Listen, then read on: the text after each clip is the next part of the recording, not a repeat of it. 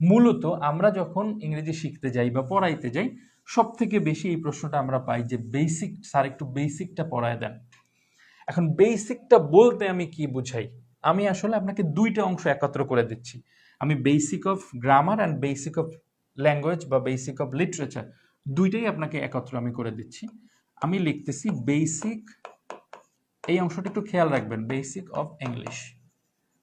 English বলতে আমি first paper second paper দুইটাকেই আপনার এটার মধ্যে আনার চেষ্টা করতেছি। বেসিক অফ ইংলিশ,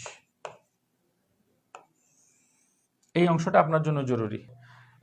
তাহলে বেসিক অফ ইংলিশে আপনার কি লাগবে? নাম্বার 1, এটা আপনি যে ক্লাসেরই হন, যে শ্রেণীরই হন, যেই পেশারই হন, আপনি এটাকে একটু ফলো করবেন, না হয় আপনার জন্য কিন্তু কষ্ট। সো একটু ফলো করবেন। Number 1,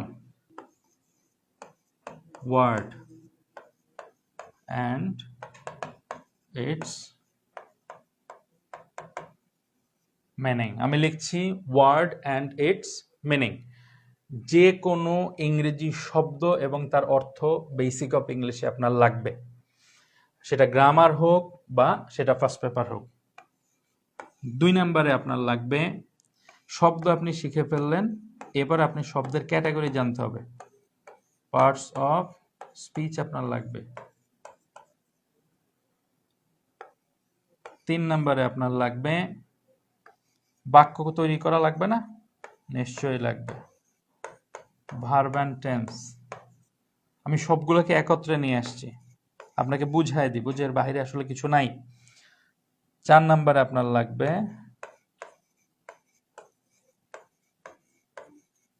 clause and sentence. 5 number এবং সর্বশেষ আপনার যেটা লাগবে সেটা হলো ট্রান্সলেশন।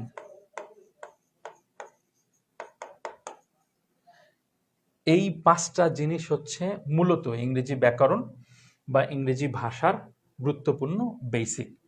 তবে 1, 2, 3, 4 এই 4টা সবার জন্য লাগে, ওই ট্রান্সলেশনটা হয়তো একটু হায়ার লেভেলে লাগে, কিন্তু এই 4টা সবার জন্য লাগে।